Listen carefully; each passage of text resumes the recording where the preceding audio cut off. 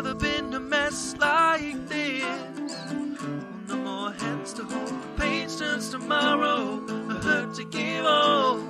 Curse us as God has. Believe me, hell has no room for your crime. So beat me till the blood and the bone find our end here. Bye bye world, will our hope still hold on? Boy, you're never gonna see the things that come of me. Raise your hands high, young brothers and sisters.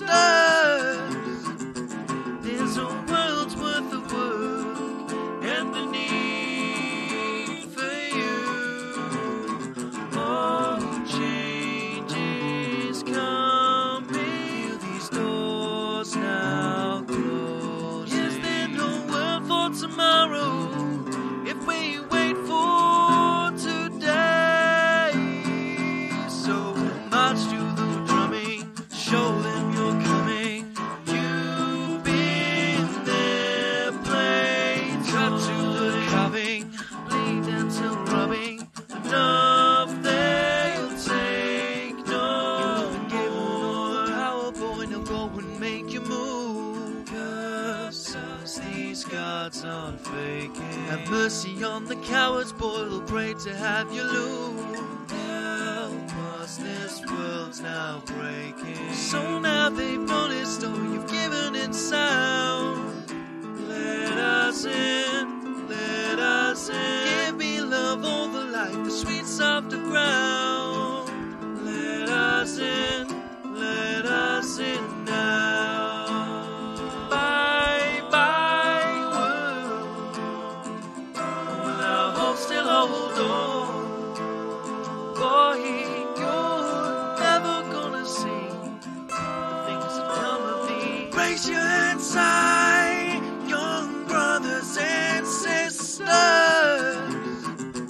There's a world's worth of work and the need. All right, how's everybody doing this evening? Got an impromptu dudes talking episode with my man, the hard pipe-hitting brother from the street, Jimmy Jane. And tonight we're going to just ramble on and discuss some things on the live stream of consciousness, some stuff that's going on, some stuff that came up. Hope everybody is doing well this evening. And it's an interesting time that we live in. Interesting time and interesting events that are going on in this world. From the street, Jimmy Jane! Alright, Jimmy, what's up, brother? Hey, how's it going, Johnny? Doing good this evening, doing good. Right on. Well, we got a lot of things to discuss, but a lot of it's just going to be us rambling and trying to put together thought form and try to talk about some things that are going on. I got an Alex Jones emergency message broadcast. Oh, really? Jimmy, yeah, it's an emergency. It's emergency to Donald John Trump. Well, I wonder what this is about. I never wonder. I don't know. Let's see. I mean, hell, if it's an emergency, we got to listen to it. Better roll it, man.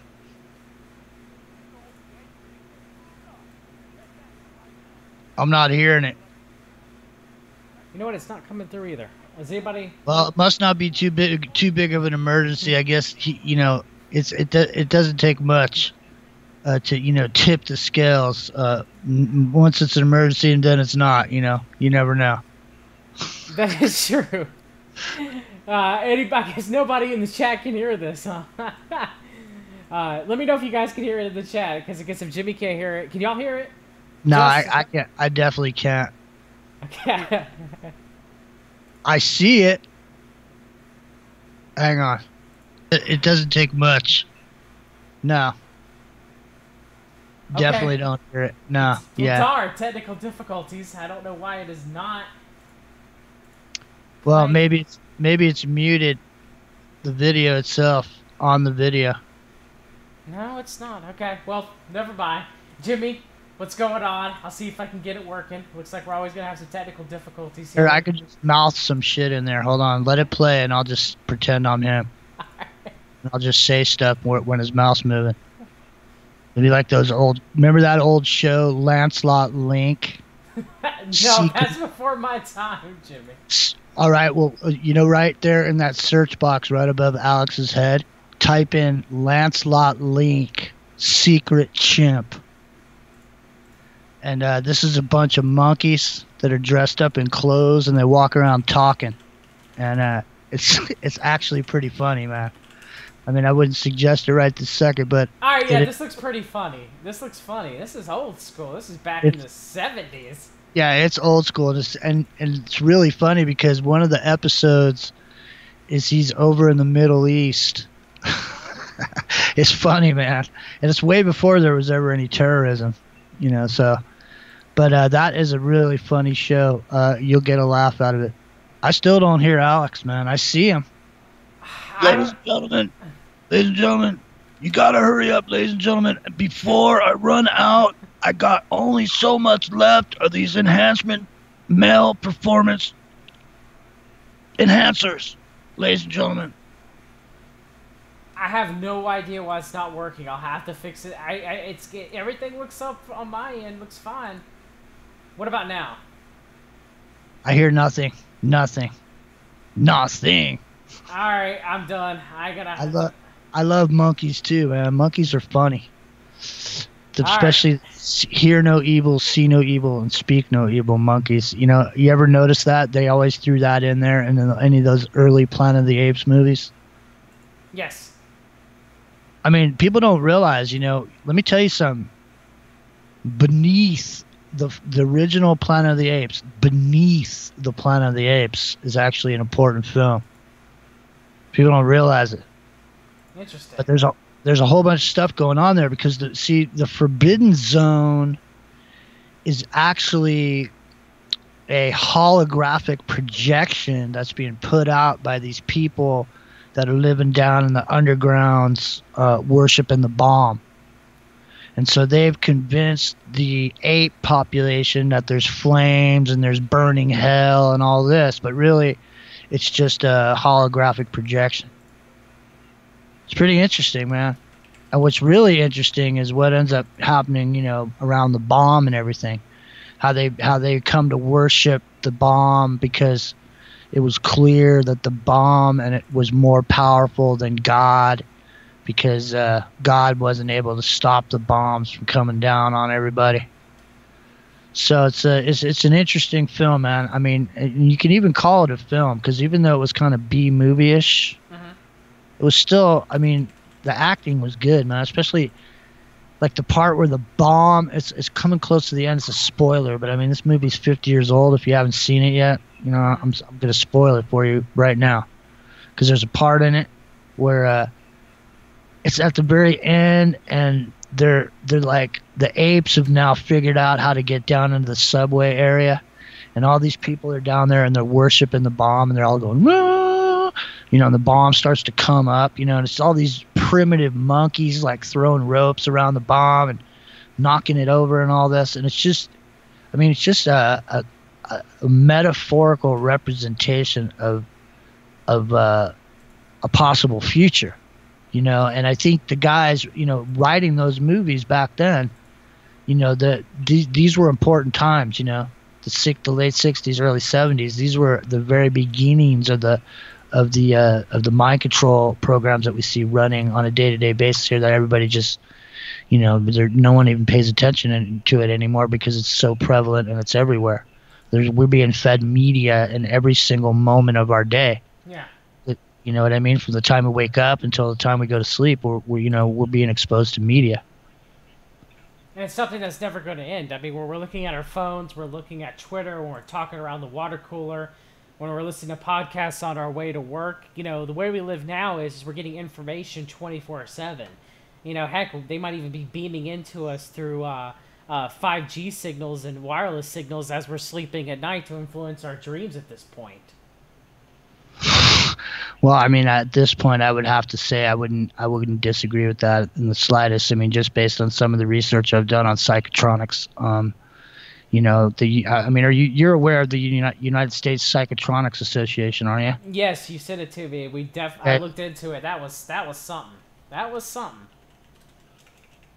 Yeah, well, I mean, it's clear and it's prevalent, and it's been going on for a really long time. And this is a quote unquote think tank where everybody can come and put their information.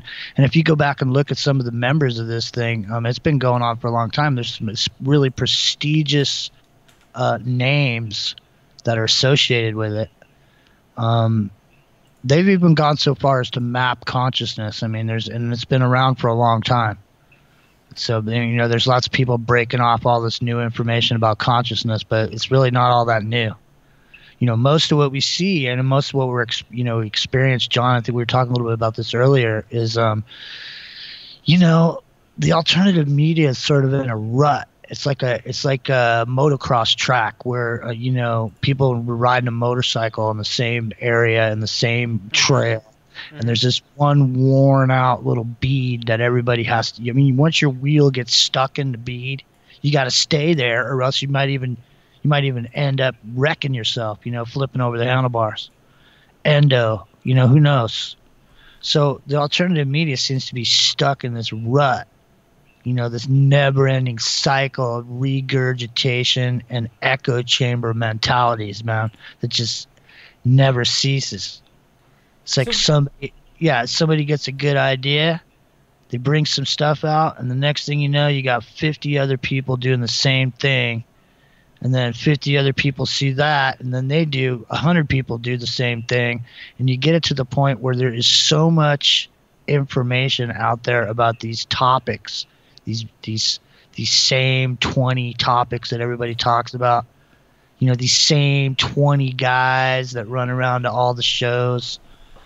What makes one show better than another, John, is I guess how many guests they can get and who the guests are. So when you start seeing these certain guests that start to roll around everywhere, and it's like that's how in the alternative media if your podcast has now become something to be listened to or paid attention to, because now all of a sudden you got Gerald Celente on your show, or you got what's his nuts? Corsi. Jerome, CNP Council for National Policy member Jerome Corsi. I mean, I'm looking up Rentz right now, and Rentz is better than Alex Jones. If people listen to Rentz, they'll get closer to the truth in some regards than Alex Jones, in my opinion. However, Jeff Rentz is no Bill Cooper. But we could talk about Bill Cooper being, compromised Navy intelligence or whatever. But when we look at the people that, Rentz is going to have on, they're going to share, Rentz is supposed to hate Alex Jones, and Alex Jones is supposed to hate Jeff Rentz. Why are the same people making the circuits in between these two shows? You know what I mean? Well, that's what I'm saying. I mean, Epic and I had done a bunch of work on showing these tight circles. We showed tight circles around different organizations. We showed tight circles around SRI and the hippie movement. We showed tight circles around Los Angeles, around the Playboy Mansion, and now, there's tight circles where this stuff goes too, because these are the same kind of tight circles. In other words, you're nobody unless somebody says you are, even in the sense that it's not like the Wild Wild West, because eventually, unless you got a lot to say, you're going to have a guest to come on, right? And so you go get a list, just like people used to get their old bits and talk radio from a specific company. You got to do some wacky radio bits, Jimmy Jean and Johnny B in the morning, Morning Zoo, baby, yeah. Exactly, man, exactly. Well, so then, there was a moment in time where people were getting into broadcasting. There was this moment in time. And that moment in time passed a long time ago. You know what I mean? That moment in time's long gone. And now it's not what it was. Now it is like everybody and his brother is doing a podcast. I mean, I think even Bill Clinton's got a podcast.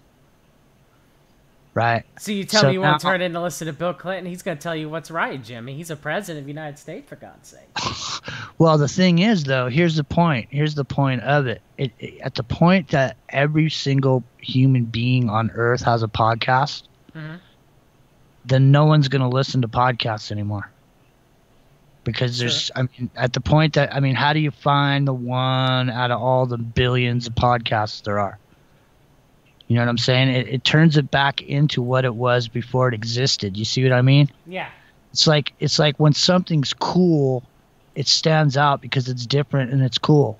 But if everything's cool, then what's the point of saying something's cool? It makes no difference. Because the baseline is now everything is cool. So we don't have to, just like when you're down in Los Angeles on the 3rd Street Promenade, you're sitting there having yourself an espresso, sitting on the bench, you're watching all the people go by. No matter what gender you might be, you know, at some point you just got to come to terms with the fact that, I mean, every single person you see is good looking. You start pointing out the good looking person or, you know, gender that you're attracted to. Look at this person. Look at that person. Look at At one point you just look at your buddy and just go, you know what, man?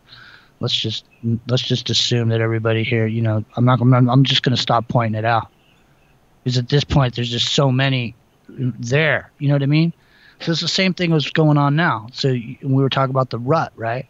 So they get in these ruts, but you see these same tight circles, and it's sort of like this conservative viewpoint that seems to be majorly present across the alternative media because, you know, John, I mean, a lot of the alternative media got started around the Ron Paul revolution. John Birch Society, Council for National Policy, been controlling the truth movement since none dare call it conspiracy, in my opinion. So let's look real quick, Jimmy, about people who are on rents.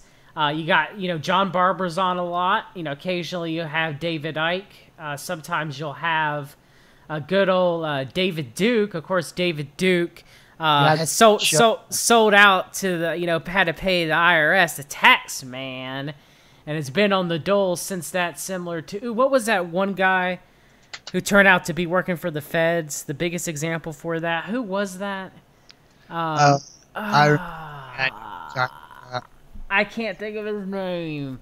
Anybody in the chat think of his name? Help for me. That used to be part of the truth movement, but ended up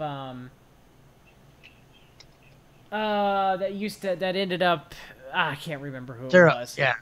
Anyway, doesn't matter. So you got David Icke, you got good old brother Nathaniel Kapner going around, you know, bringing the truth.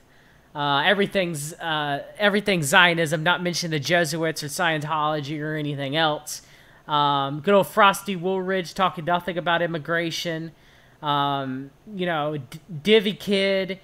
This is the same old people. Now, some of those people, like Joel Skousen will go on Alex Jones. You know, he didn't for a long time though. That is true, but he didn't, and then he started to come on, and then. But the reason, see, the thing is like we were talking about earlier, it's like Joel Skousen doesn't go on the radio for his health. No. Joel Skousen's on there to sell his newsletter. And so the thing is, it's like about surviving. Whatever it is, man. About surviving the war or whatever, the nuclear war that's going to happen. But here's the thing. So Rents has had that dude on a million times. How many people are on Rents listening? Realistically, so how many newsletters is that guy actually selling on there when he goes on there? He's selling shit, man. He's making $20 or whatever.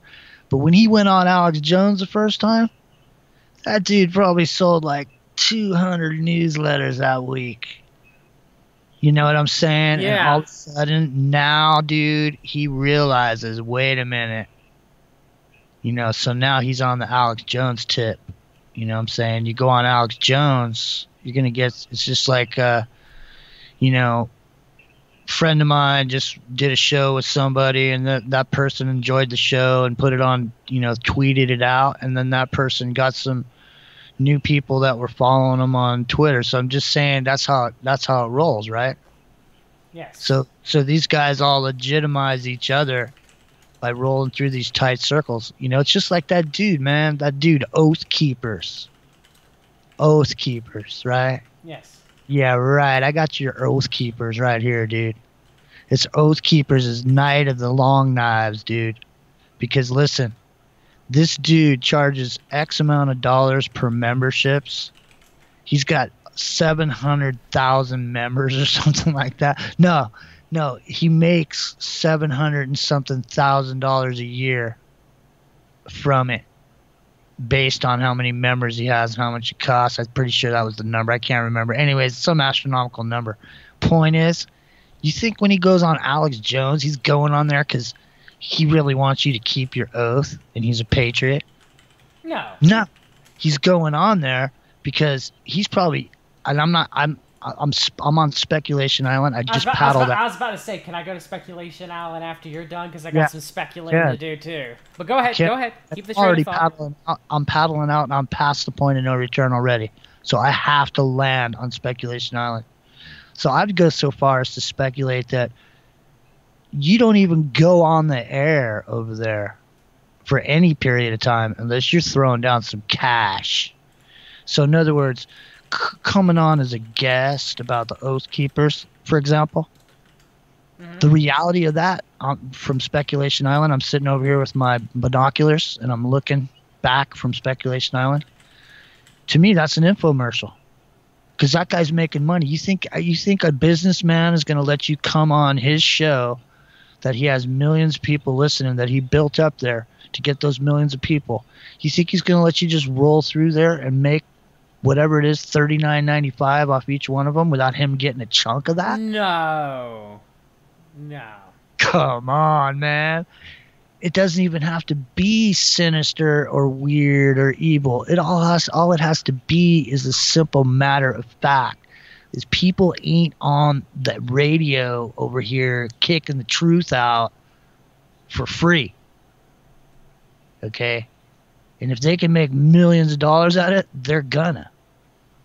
Now, I did bring up something that I want to post about the Skousen family, with their connections to high up in the Mormon church. Skousens are good Mormons.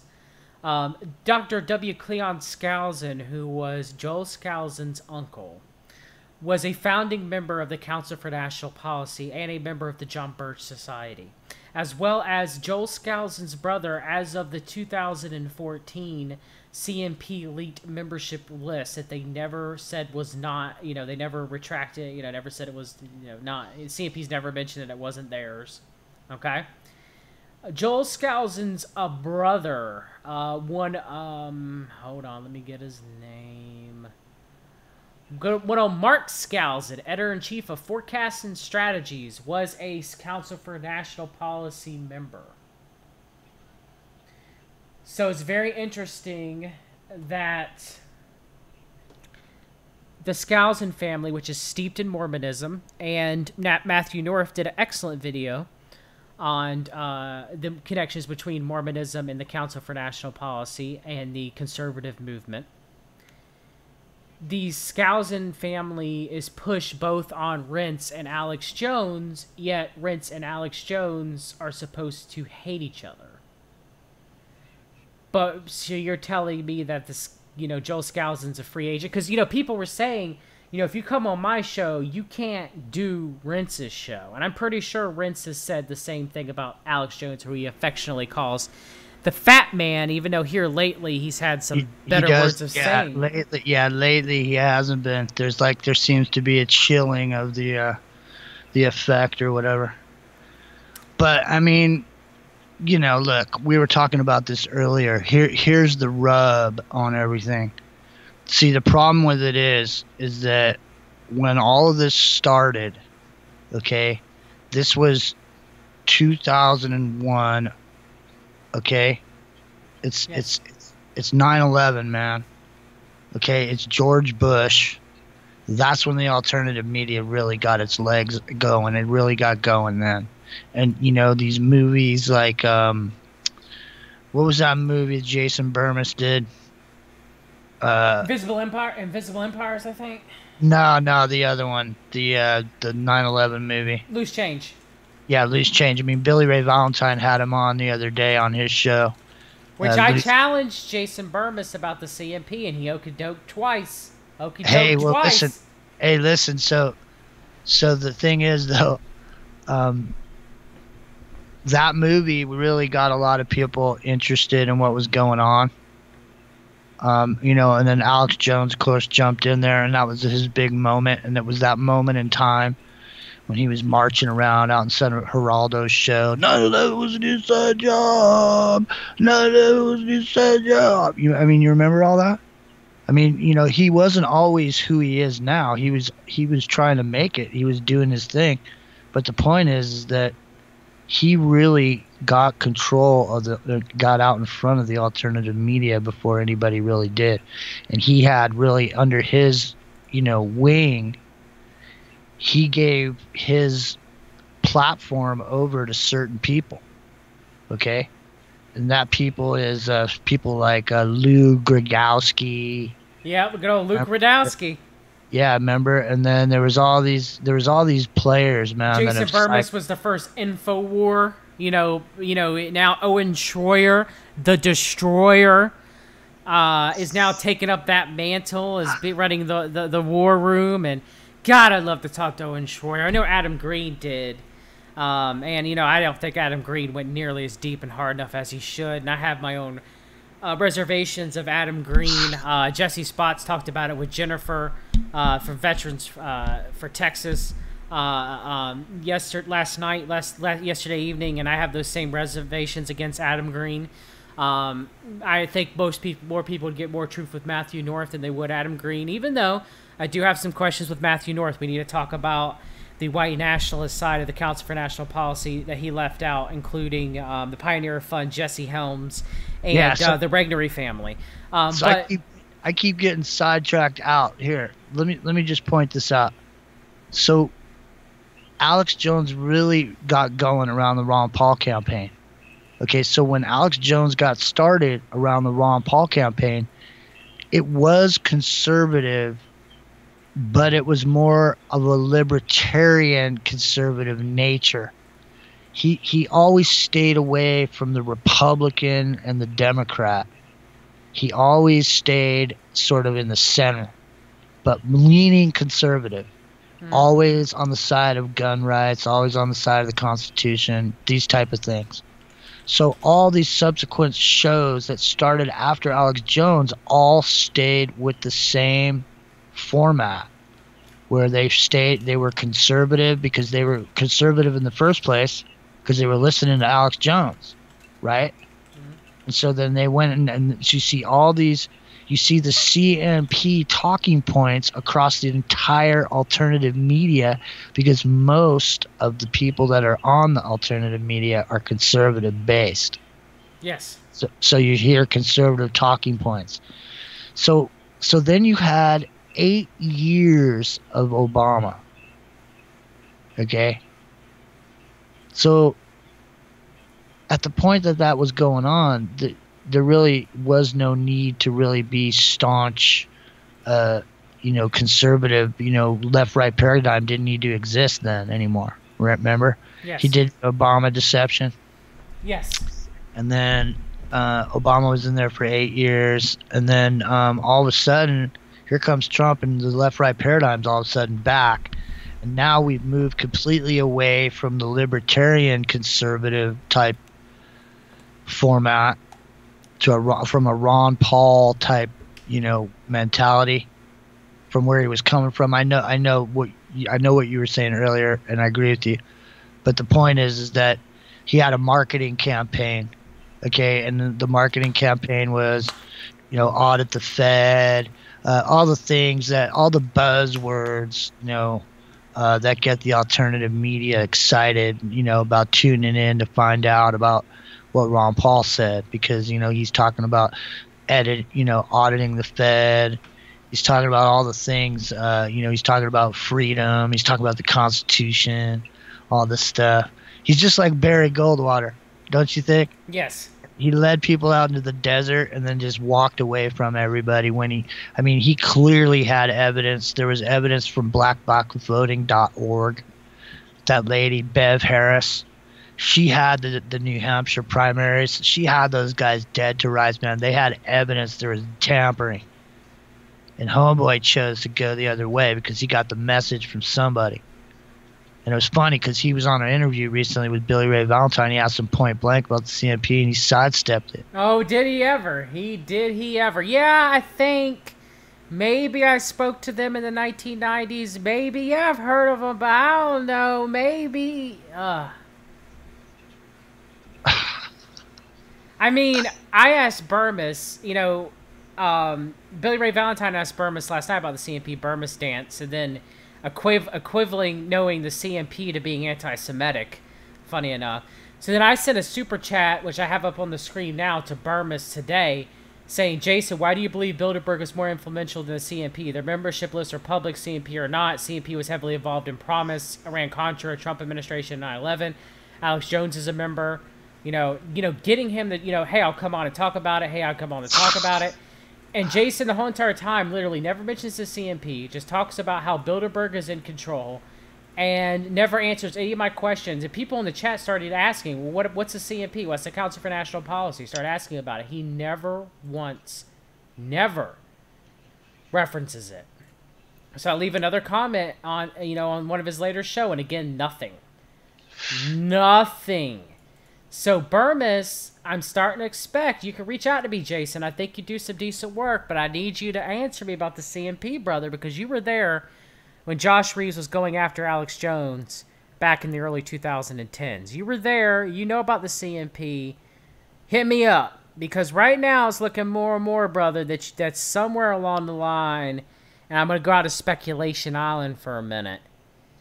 Somewhere along the line, some of these CMPs are dropping in some money in your little money bombs with your $5,000 a month GoFundMes, okay? You only got a handful of people donating to you, brother. So somewhere around the line, you know your roles. It was the same thing when I went to the Red Shield Expo, because my boy Benny Wills was speaking there, and I wanted to go and get some interviews with some JBSers, okay? When I was there, it was very interesting how when I asked Luke Radowski, hey, Luke, you ever heard of the CMP? Yeah, I've heard of them. Well, what do you think about them? Not too much. And that's all I got out of them. These people are supposed to be far front in the truth movement. Something tells me when you get that answer, when you ask that question and you get that answer, something tells me that's the immediate response you get from a member of the CMP. Or somebody that's affiliated with it. Because isn't that how it used to be when Alex Jones used to blindside people? Yeah. Hey, didn't you go to Bohemian Grove? And the guy'd go, yeah, I've heard of Bohemian Grove. You know what I'm saying? It's the same answer, Jimmy. And it's, that's the litmus test. You go, hey, you ever heard of the CMP? No, tell me more. Have you heard of the CMP? No, I've heard of them, but yeah, that seems to be the answer. That's funny, man. But, I mean, it is what it is, though, right? I mean, here's the thing, though. So let me ask you a question. All right?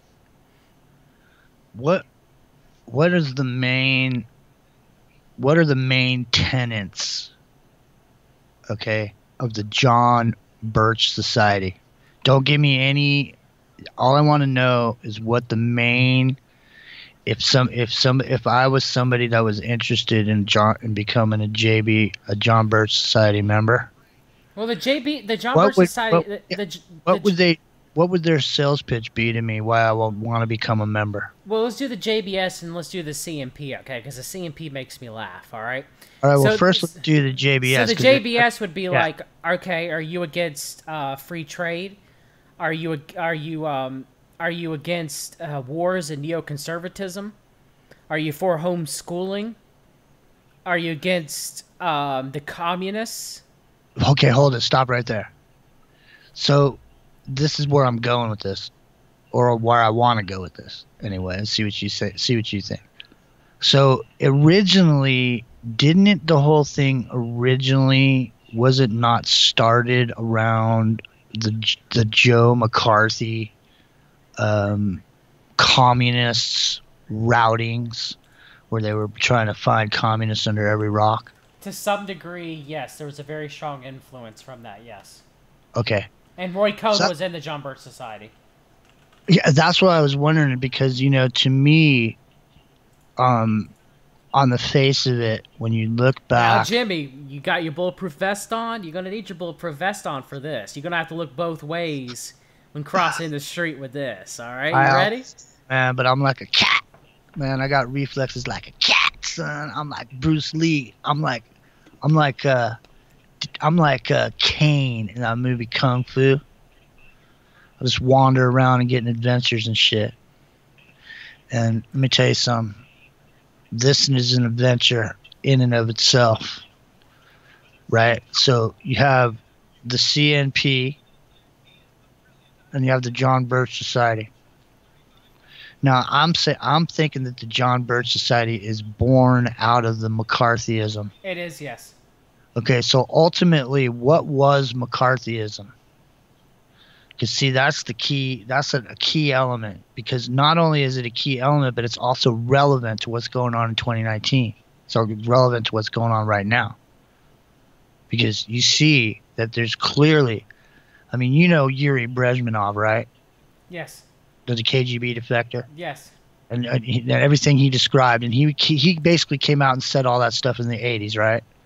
So that was in the 80s, and he was, at that point was convinced that everything was so far beyond their imagination of how far they have infiltrated everything, as far as having communist infiltration all the way up into that the KGB is not 007 and bonds and spying, but really what it is putting people in positions of power inside of institutions like colleges, like positions of higher learning. So they infiltrate this place whereas they prepare the minds of the future generations of the public, right? Yes. But it turns out that McCarthy wasn't really all that wrong, was he? So, no. But they tried to turn that into an anti-Semitism thing. They tried to turn that looking for communists into what he really means. But they weren't really looking for the true communists. You know, they weren't really looking for the Fabian socialists. They were looking for, you know, Roy Cohn was steering it away from that, in my opinion. Right, and they were making it anti-Semitism too, because they were saying that what he really means by communists is Jews. Yes, that's a way of slandering McCarthy. Yes. Right. But the thing was, is that also diverted the attention away from everything by doing that. So the obvious answer is that, you know what, there was infiltration. There were a lot of people of Jewish descent that were from, you know, different places in Europe, you know, that were here. And, you know, there was influence that was going on. You know, these things were happening, you know, but, you know, the thing was... They started Hollywood, you know, the Nickelodeons and everything had a big influence in the beginning of Hollywood. Josh Reeves talked about it in Spellcasters. And then the CIA and Scientology had a big... You know, Hollywood, there's a four-way tug of war right now. Actually, I guess five-way tug of war. There's Jewish interests, like there were since the beginning of the foundation of Hollywood. There's Anglo interests, there's Scientology, and there's Chinese interests. At least Alex Jones does get that part right, but he doesn't tell you about the other things. And Scientology / CIA, you know, CIA government industrial complex, and with that too as well. Right, and then there's a gay mafia that sits over the whole top of that whole thing. Now, Jimmy, now I'm gonna get two bulletproof vests on for that, brother. Well, yeah, I mean, you know, what was that show with David Duchovny, where he played a writer, like a Californication. I used to watch it with my wife years and years ago. All right, you used to watch it with your wife. Great, man. Because there was a part in that series where his agent figures out there's a gay mafia and starts pretending he's gay. And he all of a sudden starts getting all these opportunities, like in more ways than one. Like he's hanging out with this guy down on West Hollywood, Santa Monica Boulevard. There's a bunch of places. He's down there hanging out, sitting out front, and you know, so he gets up to go to the bathroom, and he goes into the stalls, and man, there's like 4 different guys trying to give him, you know, trying to serve some a happy ending or whatever. You know what I mean? And then he He starts moving up, and then he's in this agency, and the head of the agency is like giving him a neck rub or whatever. Yeah, you talk about Charlie Runkle's character. He's giving him a neck rub, and then he goes, man, I got to tell you, I'm really not gay. And the guy literally just beat the living shit out of that guy. No? Yes. So, I mean, what do you think? Some guy was just sitting back smoking his pipe on his back porch and he just made that shit up? Like some good writer made up a story? Or is it something that he's heard that goes around like a casting couch? Yeah, man. You know, the thing is, man, is people don't realize, people, you know, immediately people's eye goes to the obvious point, which is actresses and men taking advantage of women and all this and all that. But realistically, down in Hollywood, I'm gonna tell you right now, man, it's the opposite of that. You're more inclined to see the opposite of that.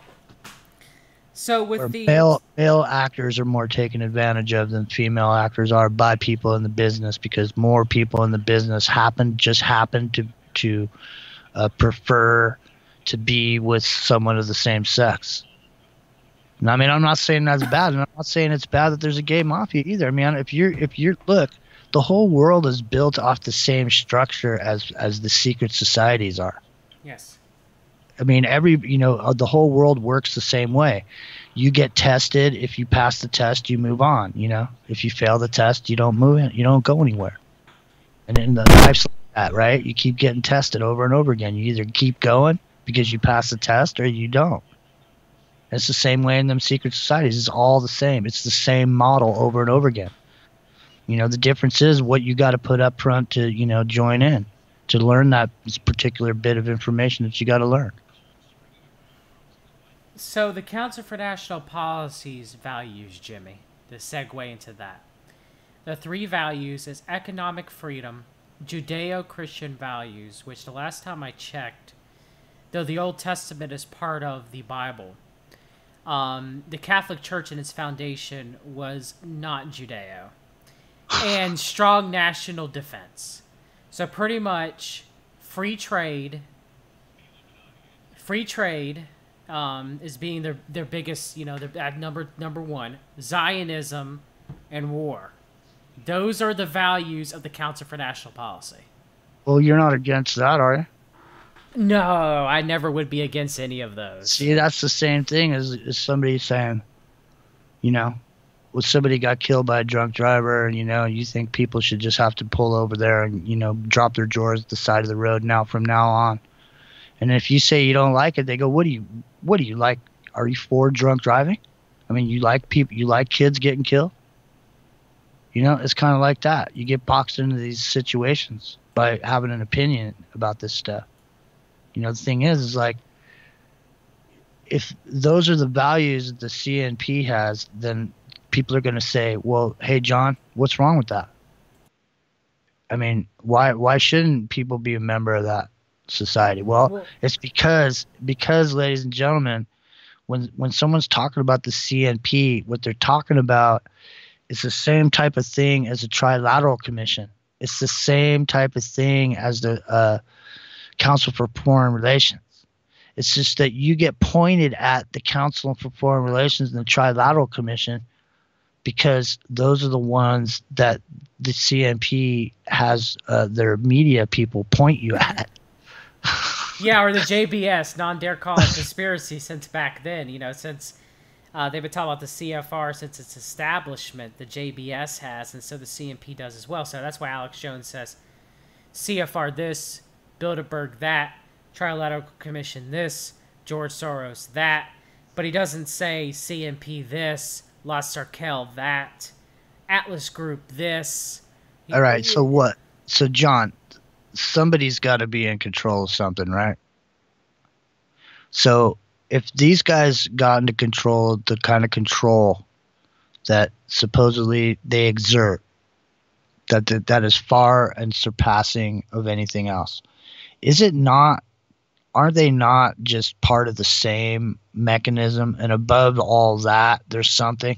Because, I mean, is there anything wrong with being putting a group of people together with the brains, the know-how, and the money to formulate opinion and actually make things happen in the world. Is there something wrong with that? Not if I it's mean, out in the open. None of these groups were originally established to be out in the open, and the CMP still is not to this day. Unlike the CFR, you can go look up their membership list. They're pretty much out in the open, but they just really don't have. They're not in heavy rotation, John. No. The CMP isn't. They don't publish their membership list unless they get leaked out. You don't know when their meetings are. You can't cover them. They're in secret. The CFR is not. You can go. I mean, we all know Tulsi, CFR, CIA Gabbard is part of this Council on Foreign Relations. Jeffrey Epstein. It's not hard to track down the people in the CFR now and know what they're talking about, what they're jetting and jiving about, because everybody fucking covers it. Same with the Bilderberg Group. However, we don't know what the fuck's covered at the CMP except what's leaked out, and the same with unless with La Circle, the right's version of the Bilderberg Group. And they're sending out the talking points though in all these covert ways. So, like, for example, we were talking about a little bit earlier, in the sense that, I mean, I've been doing shows for the last couple of years about the way that people are profiled and manipulated on social media and how it's used specifically to have an internet experience designed and tailored specifically for you. So what you search for on your machine is, when you type something in, search for it on your machine, you see something totally different than I see. And when I do a search, I do something different, and it may even be to the point there's no way to verify this. I mean, I've tried to test it, and it's never come up wrong. But I've been willing to even go as far as to say that when I go to the Drudge Report, I see different stories than you do. But very, very possible. We tried it, and it was the same. But if it's not that way yet, I think at some point it will be that way. Because then you could literally drive trends by what demographic goes to Drudge to look for news. So specifically if you put stories on that headline, the people that don't have time, a lot of them go right to those 5 stories at the top, and that's what they deal with, So it's pretty easy to drive a whole mentality just straight from the Drudge Report alone. But then you have all these other players below that, like Alex Jones. He does the same thing. He copied the scraping model that Drudge uses.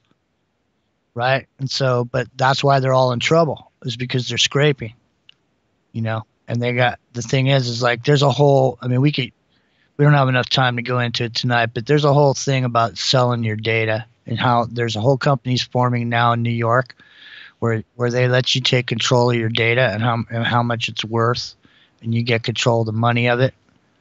And we can talk about it another time, but the point is that, somebody's getting paid for your data.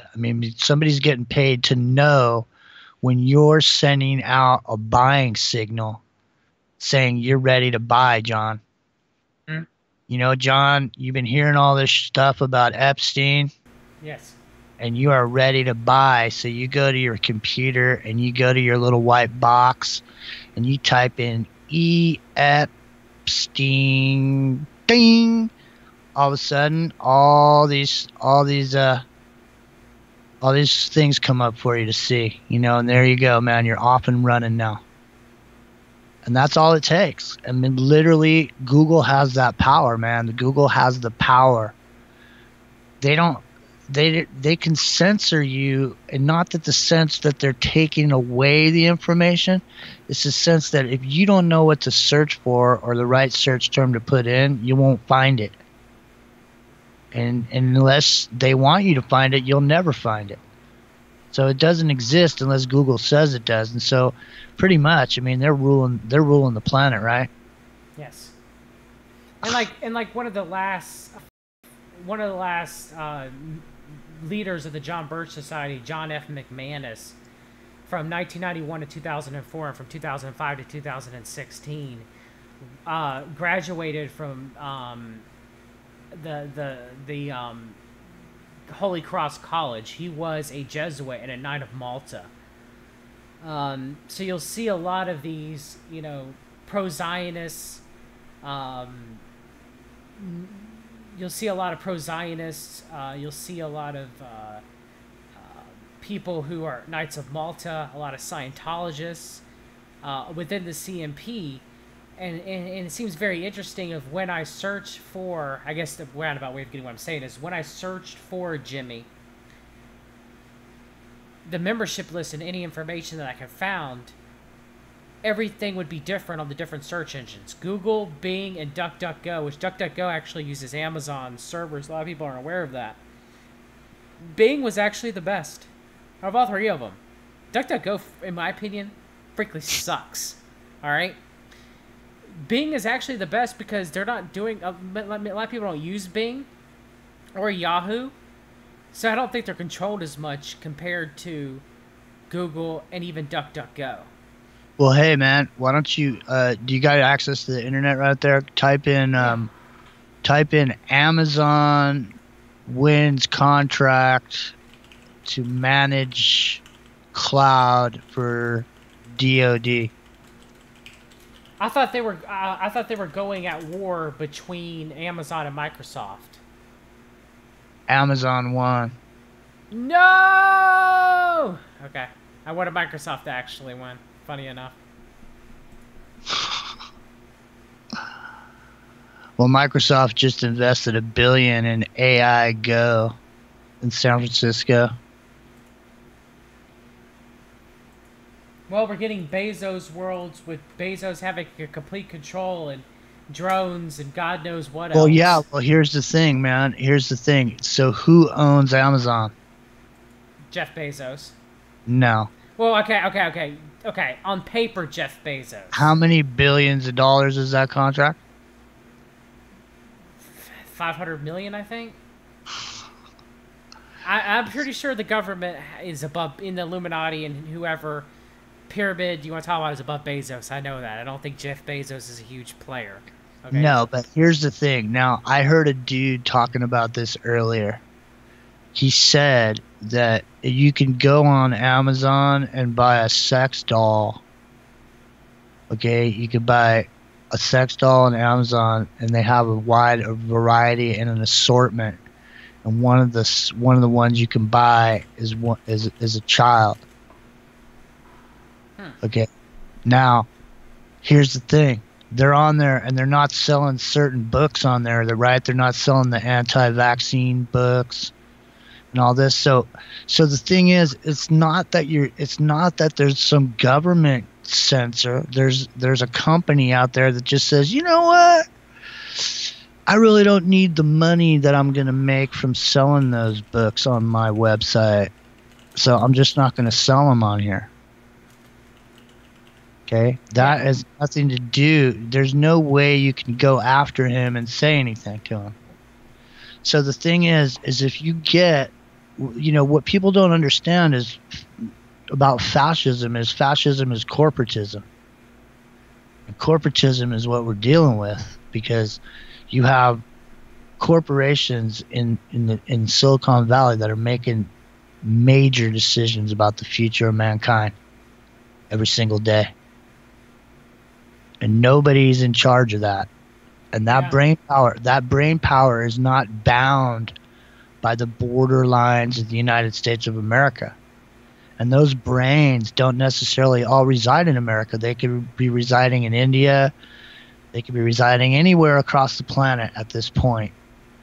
So Israel, which is the new Silicon Valley. Right, there's some fantastic technology coming out of Israel on all fronts, on every front, on the energy front, on the computer front, just in every way. And it has a lot to do with, the bottom line is, once the cat is out of the bag. See, at first the way it was you had a player like IBM, mm-hmm. you had Apple, and what happened was, realistically, what happened was Bill Gates stole Apple's interface and called it Windows. But what happened was IBM was thinking that they were going to be had it all together, and they thought that they were going to be the ones with the computers. But what happened was Bill Gates took Microsoft down the road, and they started making what were called clones, which were basically personal computers that were basically built exactly the same or pretty close to what IBM had, but they were just built from components, different parts that you could just buy off the shelf. And so all these companies formed up, doing that. So, but the thing is like the original people that invented the computers, at the point that it gets out there, you're ass out, because anybody now across the planet, from the moment you drop some technology on the marketplace, from that point forward, it's just a matter of time before somebody copies it.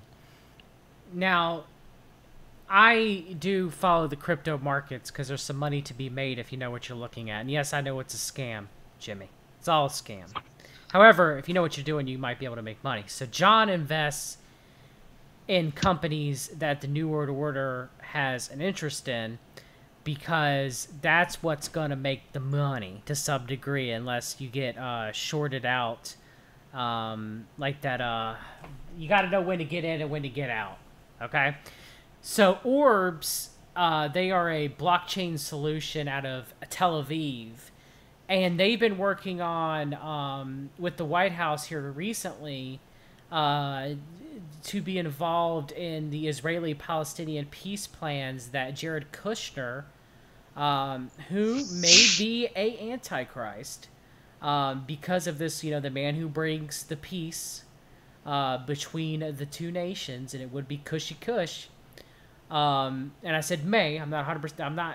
I have other people who might be the Antichrist too, but Kushner is one that I put a question mark beside. Well, would you say not believing in Christ as the Messiah, in and of itself, is Antichrist? Yes, in that theory, yes. But you know what I mean. No, I'm just saying. I think you're right. At the point that you realize that anything that doesn't believe that Jesus is the Messiah, is Antichrist. So maybe Antichrist isn't a person, but it's a whole mentality. It could be. What do you think of? The same thing goes with some of these other Abrahamic religions. Because it's interesting. Outside of true Christianity, also known the way, I agree, Jimmy. Yes. Well, have you ever noticed that there's a really interesting correlation between the Mahdi in the Quran and the Antichrist in the Bible? That is true.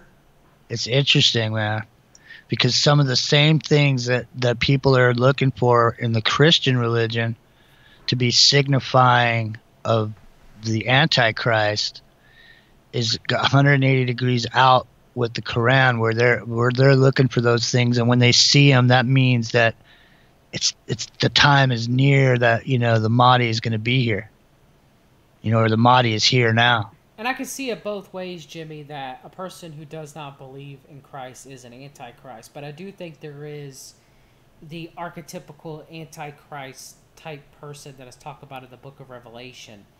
And I do think that, there have been many archetypes who have fit that in the past. I think the most recent one being L. Ron Hubbard, the leader of Scientology.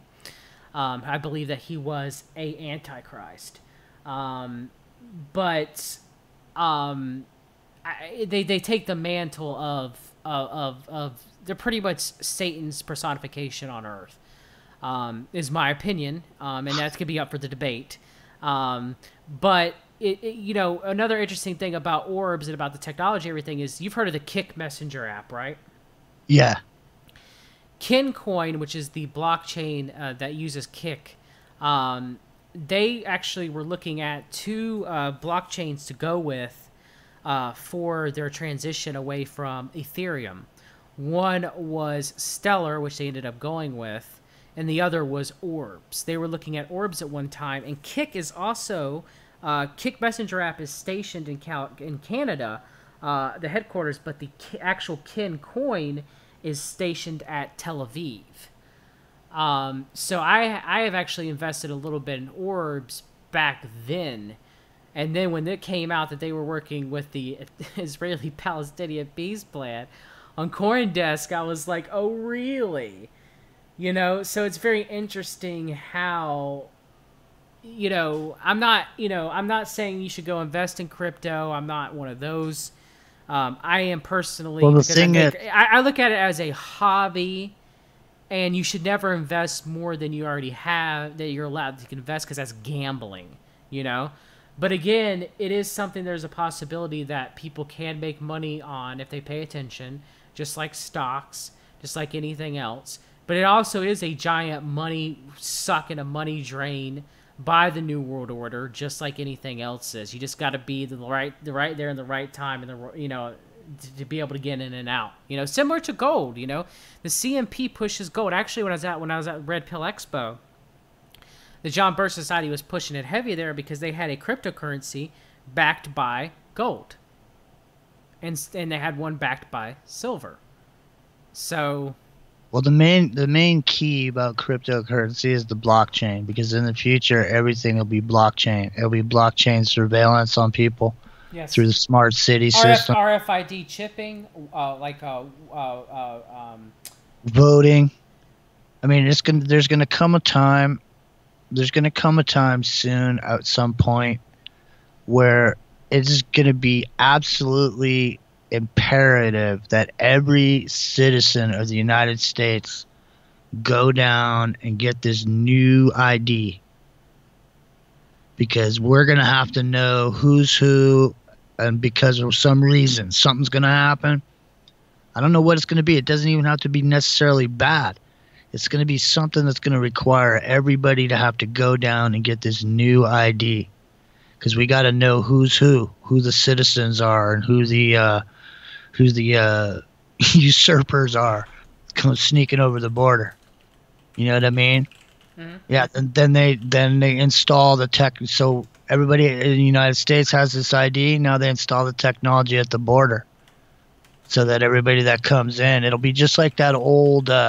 You know that guy Dees? He does those drawings. Which he flirts between Rents and Alex Jones as well. Yeah. Well, he had this one of the USA, and it was like this thing where you're driving in. It was these high prison walls with all these cameras and all this stuff. And it just, you know, it's funny because, I mean, that's what it's going to turn into. You know, the ideal scenario is to be under complete and total control over identifying people at all times, because the thing is like, for right now, you and I, everybody that's listening, we're on the internet, and you could literally be anybody on the internet right now. But in the future, now that they've gotten all the psychology and the programming down through the social media, now in the future they need to know that it's you specifically that's on the internet. So when you log into your Facebook, you're going to have to eyeball up, or you're going to have to thumbprint or thumb scan in, because that's the only true way that they could identify you, that it was you on the computer that downloaded that file at, you know, 11:11. Or your heartbeat. You're going to give up your heartbeat. You're going to give up something. That's right. You're jack in, when you're jacking into the internet and jacking off. Something's got to happen to make that happen. See, I think, you know, from a psychology perspective, if you're in a third world country going into a first world country, say like you're over in the sand and you're on your way over to France, have yourself some good food and some laughs with a bottle of wine. Oh no, that's right, they don't have a bottle of wine. But anyway, you have some good food, maybe some laughs. I don't think it would be that hard to convince you to step up for your biometric ID. And here is, by the way, come on over here and get you. Hey, John, come on over here and get your biometric ID. And while you're over here, I'm gonna give you 1,500 euro. Okay, here's 1,500 euro, and let me get your eyeball scan, your fingerprint, your blood type, DNA, your facial recognition, and here's your ID card. How hard do you think it'd be to convince people with that? Not very hard, right? Nope. There you go. So convincing them, and guess what? The mark of the beast for them, as far as the Mahdi's concerned, that's a good thing. So they're not going to bat an eye on that one. And your Zionist Christians, maybe some of them will bat eye if they're smart enough, but a majority of them, they're going to fall for Project Bluebeam, and they're going to fall for the charming Antichrist that brings peace to the Israeli-Palestinian conflict, because that's what's supposed to happen. They're you know, that's what's foretold. And the thing is they're trying to rebuild the third temple right now. But the last time I checked, the last time I read both the Bible, the Old and New Testament, the last time I checked, Jimmy, the third temple's not supposed to be built until New Jerusalem, till when Yeshua comes back and all things are done. So why are they trying to build it now, my brother? Why are they trying to usurp what is written and what is foretold? That's always been a mystery to me. Well, Donald Trump's on the half shekel, so that's definitely going on. So I mean, isn't the temple on the other side of the coin? I'm not sure if it is, but I think if I remember correctly, yes. They also got a coin of him being Cyrus the Great too.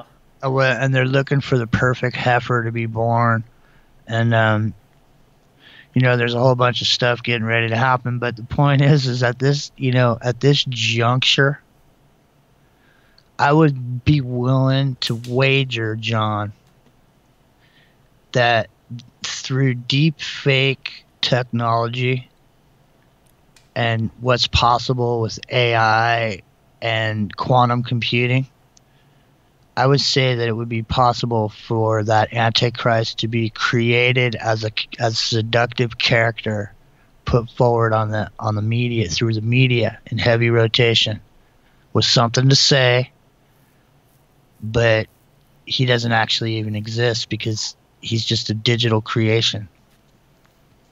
Yeah. What do you think of that? Yeah, because if you're really looking at the AI as being a ethereal manifestation of Satan born from man, that is quite possible. Well, what's it transmitting on? It's on fiber, it's on light, right? Mm-hmm.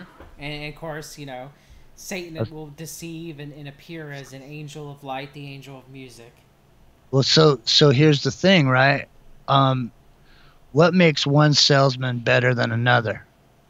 Is this one salesman knows exactly what to say to you by listening to you talk.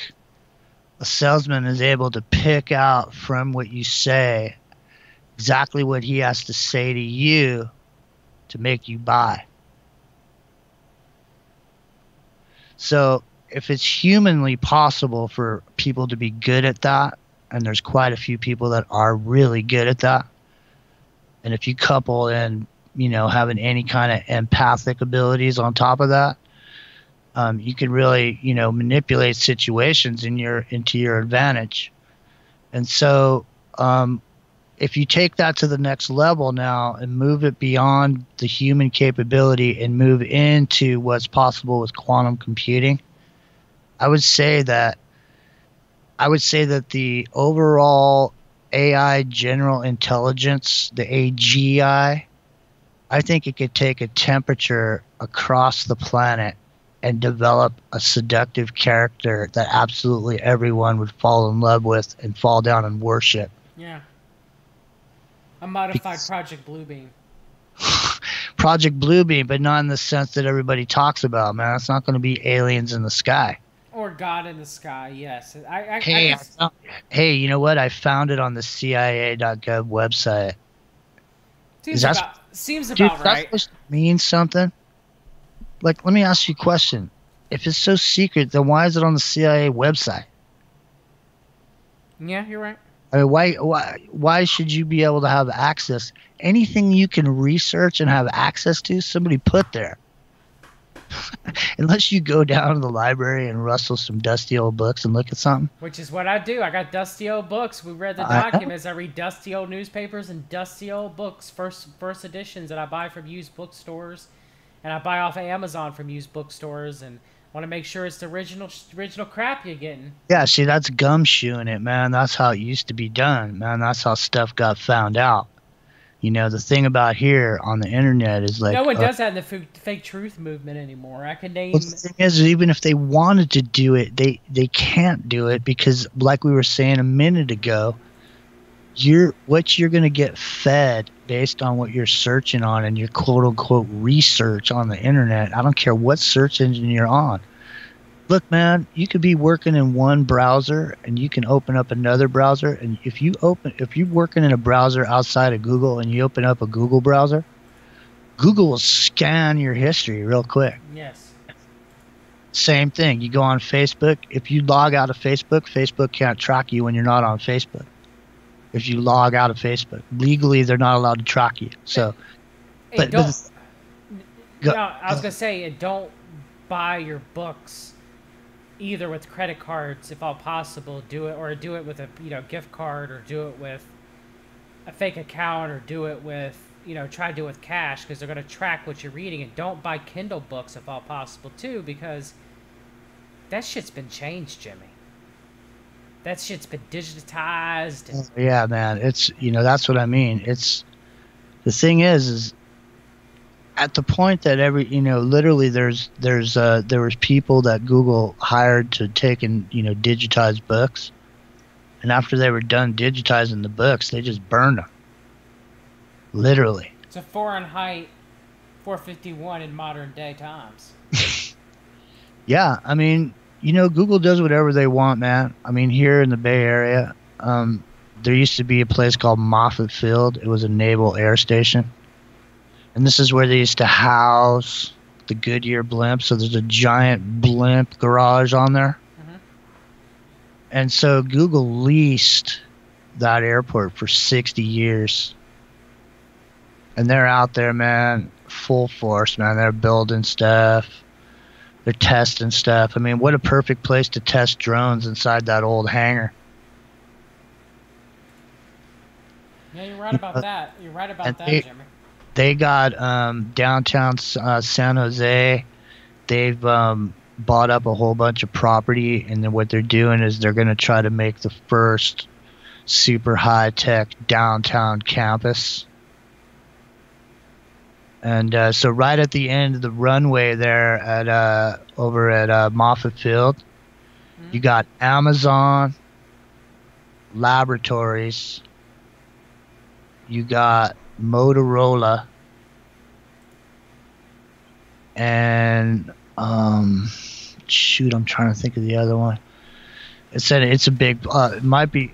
It might be Microsoft, but then right downtown you got Samsung, just like a quarter mile away in San Jose. So I mean, we were talking about it earlier. These companies are making decisions about the way. I mean, Google dishes out what it thinks you want. It doesn't even necessarily have to be sinister.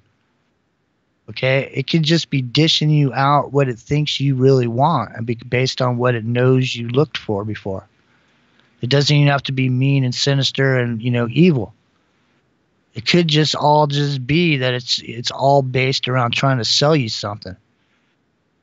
And that's how they make their money, is based on what you click on, and sell not just on what you click on and what you buy there, but they also get money on learning about why you clicked on what you clicked on, and then they turn around and sell that. So, I mean, every single click.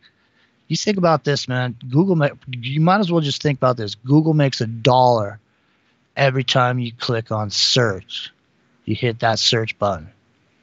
They make $1. And they got more money than countries right now. And they control everything. There's nothing that's beyond their control. And if they all of a sudden, all they'd have to do to show the world just how important they are is just stop finishing the words you type in that box one day. Make the whole world type it all in themselves and spell it right. Just simply spell checking and not finishing your sentences for you in the search box would drive the world out of their minds, Johnny. Think about it. Truer words had never been spoken, Jimmy.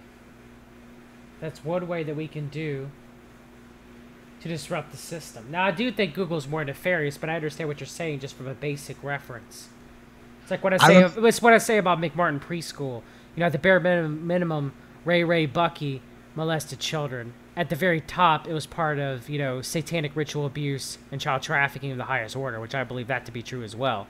So on the bare minimum, Google is analyzing everything that you do, selling it to everything you do, and possibly to the government.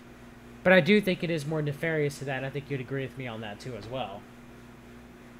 Well, I think just in and of itself, if you base deciding whether something's good or bad based on whether you know about it, if it's secret.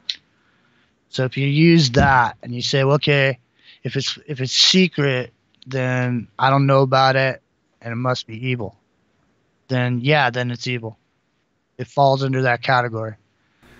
But at the same time, you know, governments think they control stuff and they think they're in control of something. But the bottom line is, what I'm trying to say is, these group of people here, these corporations in the Silicon Valley, are the ones that are actually controlling what's going on.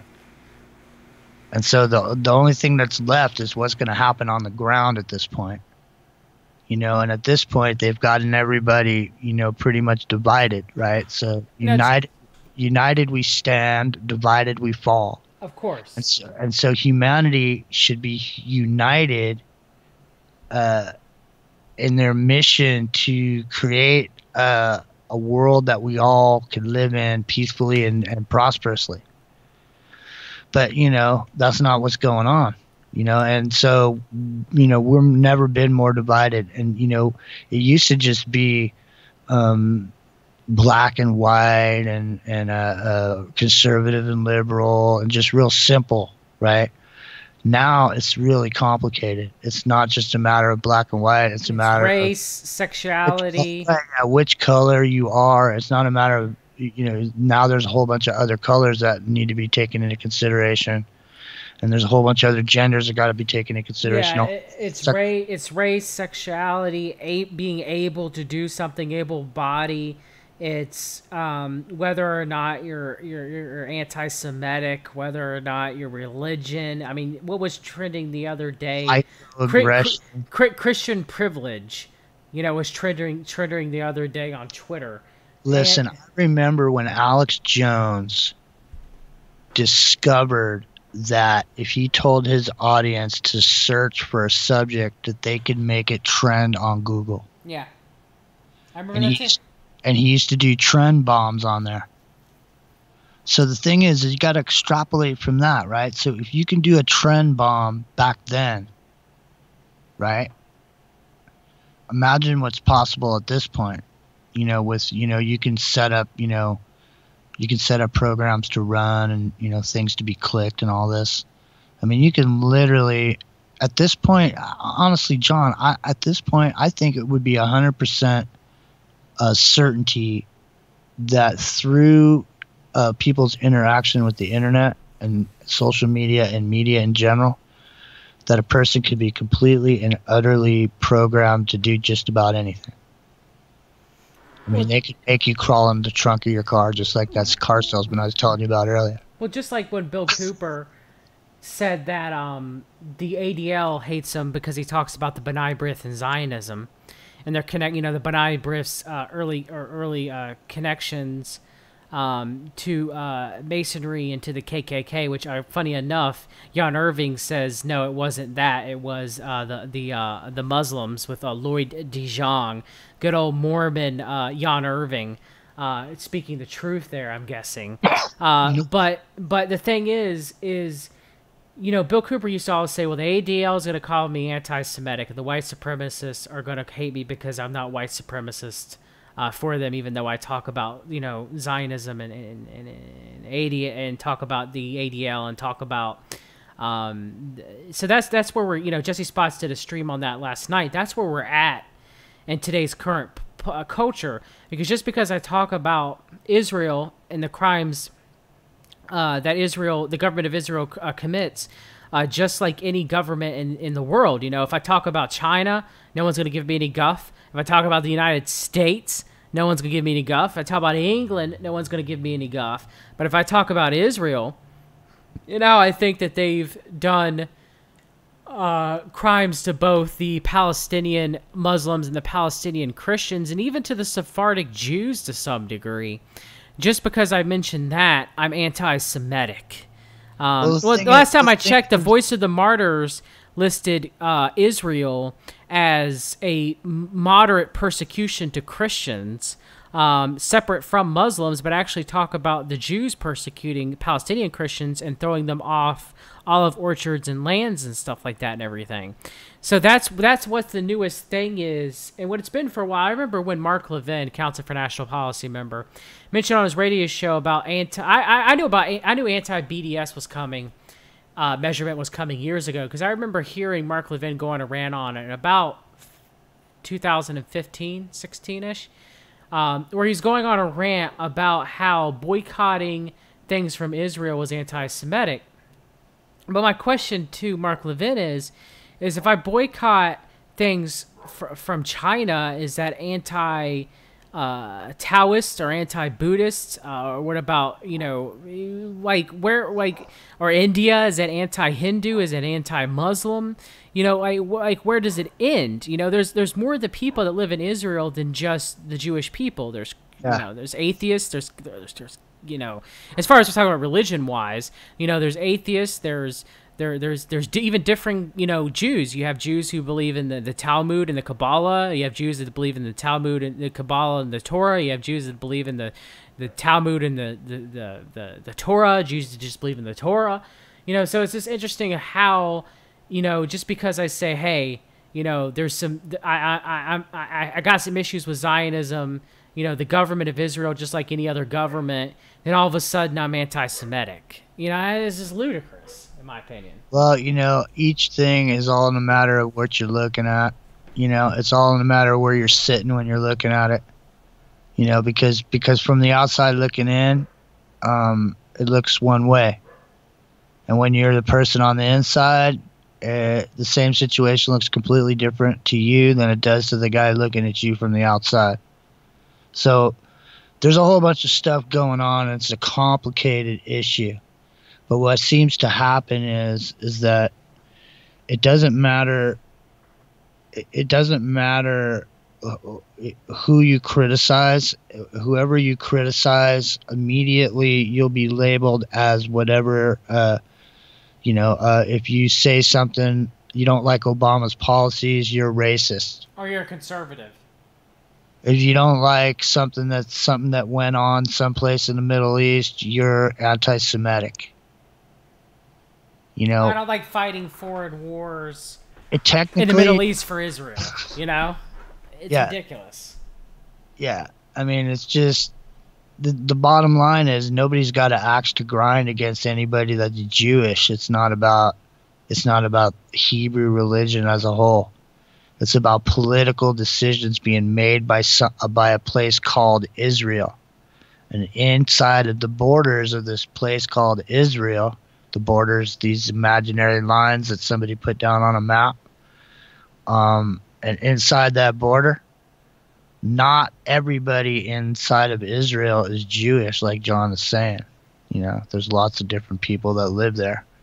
And so, but it seems to be that we've, Israel has become synonymous. The word Israel has become synonymous with Judaism. Right. And just like they do that with other words and, across the media in a million different ways, just like the Patriot Act, just like that. It's like we've been taught to think a certain thing, even though that thing is not even necessarily the actual fact. It's like showing you a picture of a cat every time I say the word dog. Eventually you're going to start thinking when you see a cat, it's really a dog, right? Yeah, it's sad that's how it's become. It's double speak.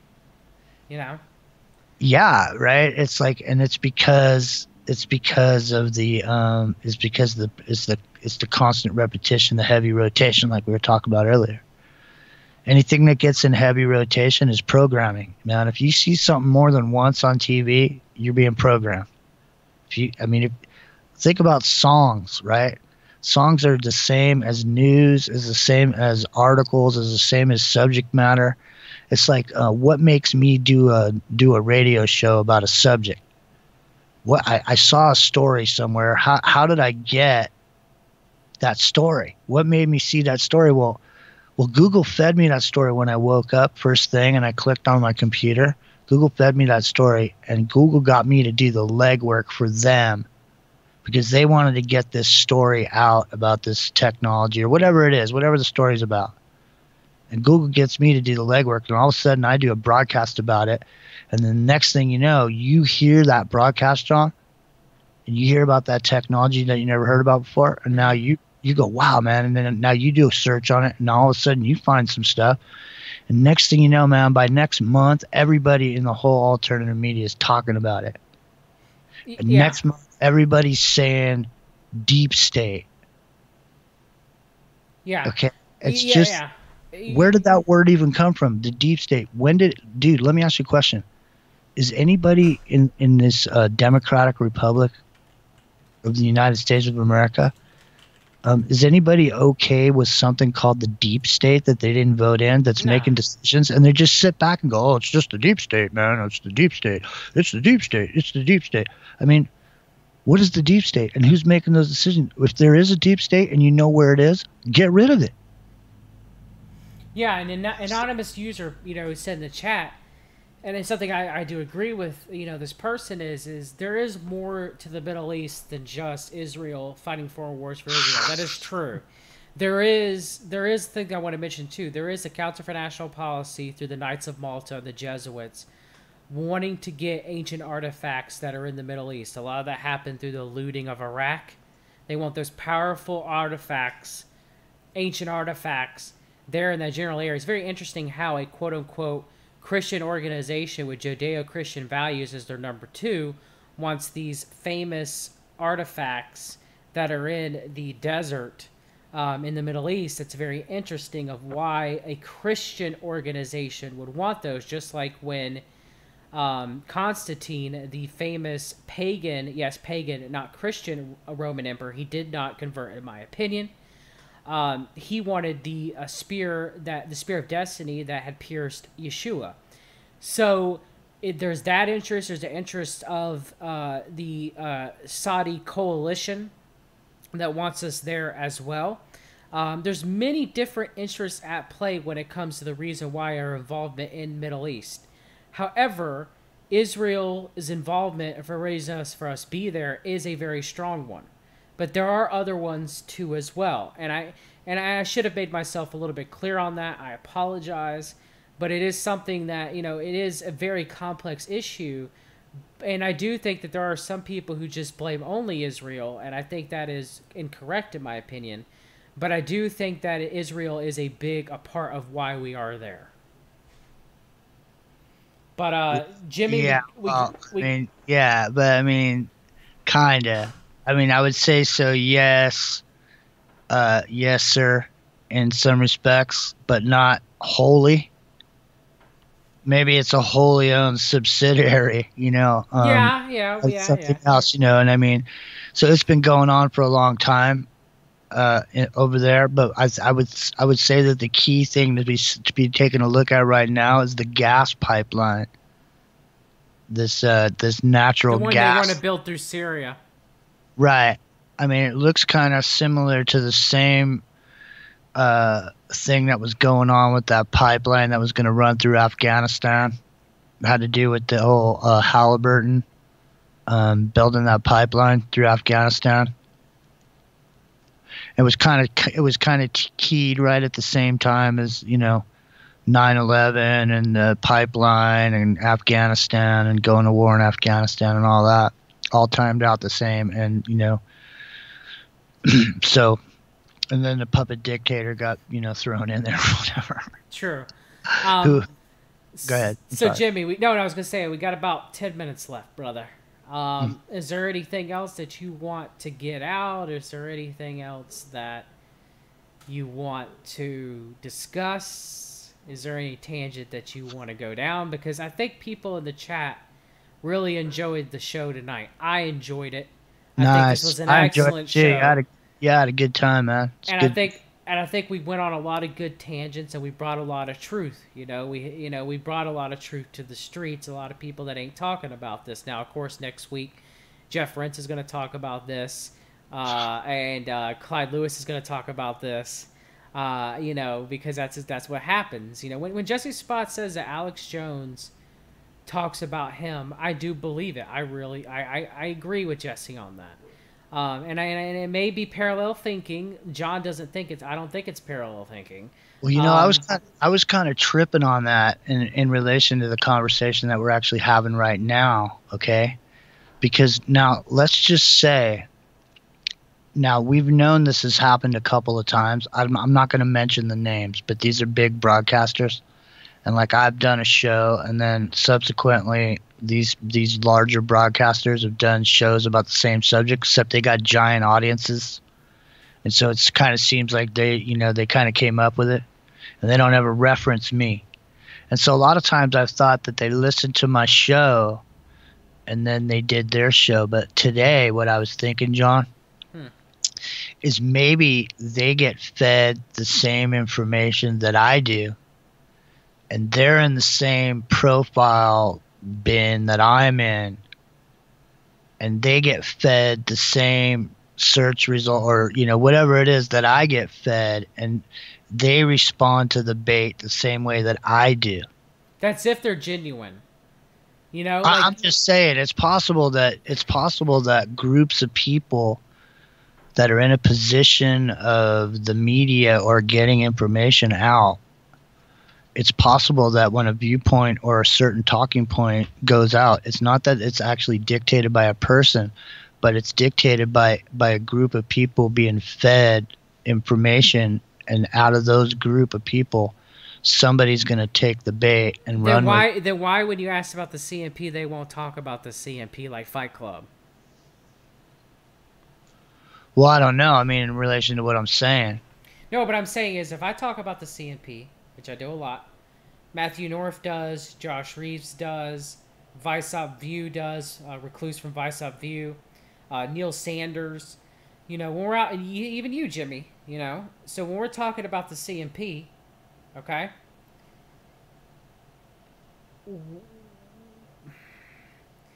why isn't people won't talk about that? Oh, I see what you're saying. You're saying, why hasn't that become a subject matter? Well, because what I'm saying is that the subject matter is being controlled. It's precisely why you wouldn't hear about it. Is because the people that are controlling the mechanism, look, man, every single person in the alternative media has a phone and a computer, and that's how they do their research. Mm-hmm. So what I'm saying to you is, when I'm Jade Helm and I'm mastering the human domain, and I have something called Q, and I line every one of you suckers up that clicked on that and put you in groups and find exactly what the buttons are to push for you, and you're in a position of getting stuff out into the media, that I could literally feed you through your phone and your computer whatever I want. And you will do shows about it, and you'll do the legwork for me. I won't even have to spend a penny, and I can just utilize what I learned off Jade Helm and all these people, sending emails about the Walmarts and all this stuff. All the people, that's what mastering the human domain was all about, man. That was the last leg of the journey. People were on the wrong tip on that one. You know what I'm saying? Everybody showed their cards, and the same thing is with Q. Everybody that got on the Q tip, in other words, no pun intended. I'm gonna steal that from you, okay? If you don't mind, it's an excellent one. You can, but here's the thing: it's not that it's bad to learn about all this stuff, but the thing is, it's like once you've shown that you're a person that's interested in this material, then you're in a certain category. And once you've been put into a category, you've been profiled, then you can be seduced with a seductive character. So whoever that character might be, that plays into your particular emotional standpoint.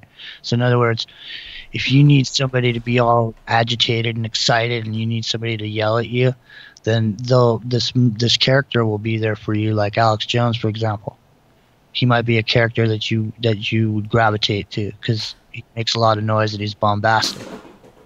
But then once you're on the treadmill, man, you're just going round and round, man. Round and round. First, you're going to buy some gold. Then you're going to buy some storable food. You're going to buy some dick pills? Well, even if you get there, but, first you're going to be worried about the end of the world for about a year.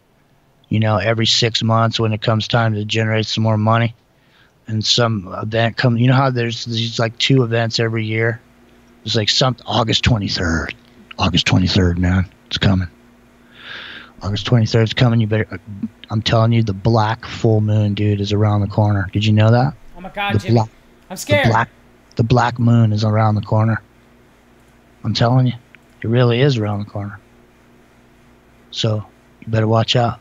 You better buy some storable food, get some gold, and you better bury your guns in PVC pipes out in your backyard. Yeah. Or when we all have all these mass shootings, did anybody ever consider that they're not going to take away our guns, but they drive that for gun sales and ammunition sales? Well, I'm right here, and guess what? I was literally going to go to the Garlic Festival this weekend. Glad you didn't, Jimmy. I know.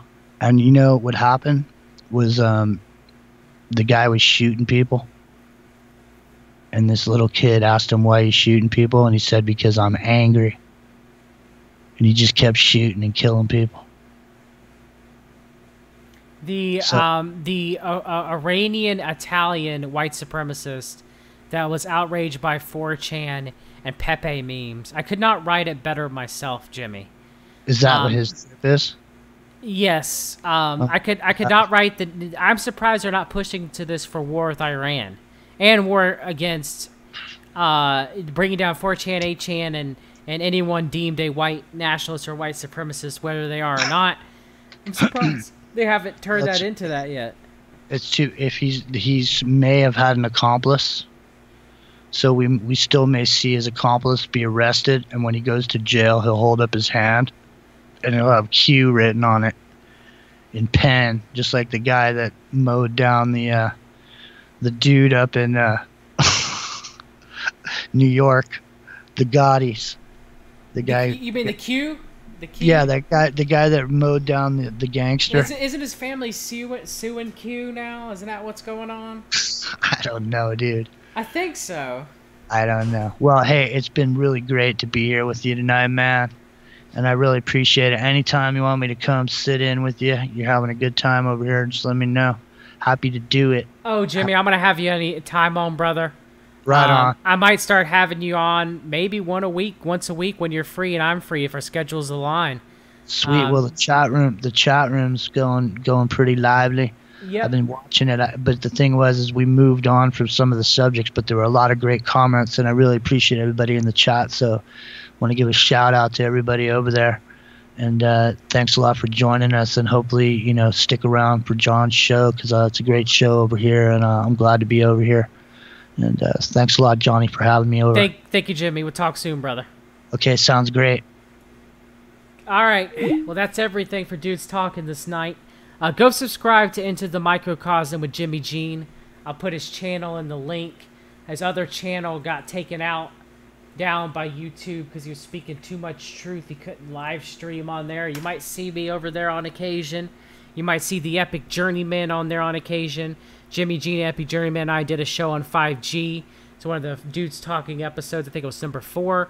You might see the infamous Billy Ray Valentine over there. Shout out to Billy Ray Valentine if you listen to this, brother, if you listen to it later, from the Infinite Fringe. That's really it for this evening. One last thing we're looking for is this week, if I can get to it and I can finish it and my voice is good, because I ate a little bit of too much of Mongolian barbecue and it was too hot and I burned my larynx last week.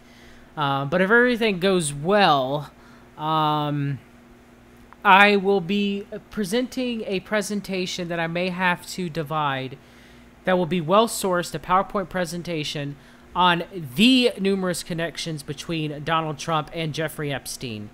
And it is about 85 slides at this point, and I will be providing it in a Dropbox for anybody who wants to look at it, because I have verified these connections. These connections are true, and they're very important. They're very important to look at, and Trump, in my opinion, is just connected to Jeffrey Epstein as the Clintons, and I will be making my case this week on a very special presentation that I have for y'all that may be divided because it is a lot of reading and it depends on how my voice is. Okay, so we might divide it in Trump's relationship with Epstein, members of Trump's cabinet and their relation with Epstein, and people in Trump's life and their relation to Epstein. That probably will be how it's divided. So I hope you stick around for that presentation. That presentation will probably be on Wednesday evening, I believe. Hopefully. If not, it will be early next week, depending on my voice. I might have one more stream in between of me playing clips that I wanted to play tonight of good old Alex Jones with Jimmy.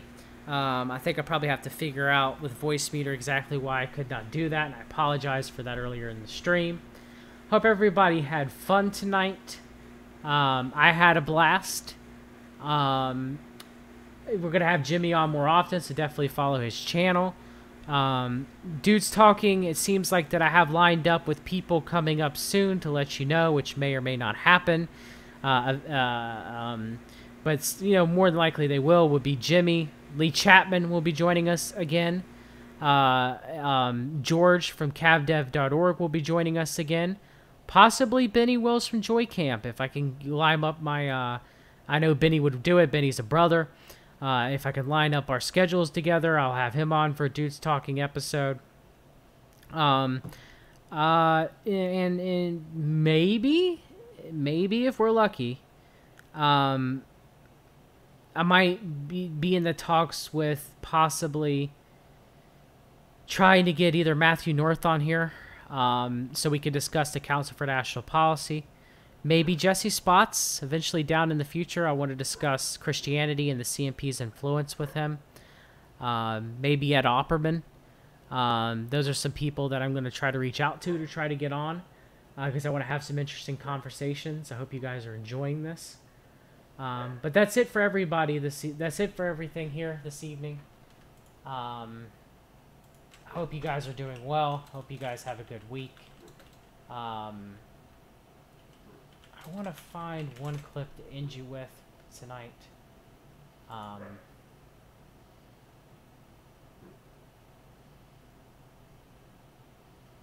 I can't find it. Hold on, let me try one thing.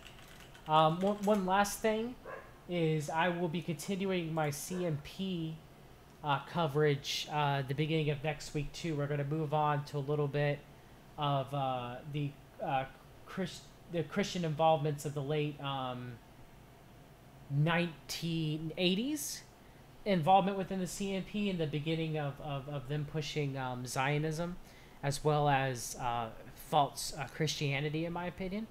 And then we're going to move into the 90s and then, you know, the 2000s. And then we'll have different streams continue on from the CMP. It's going to be a lot of coverage on the CMP. So be looking for that. I can't find the song I wanted to play, sadly. But anyway, good night, everybody. And as always,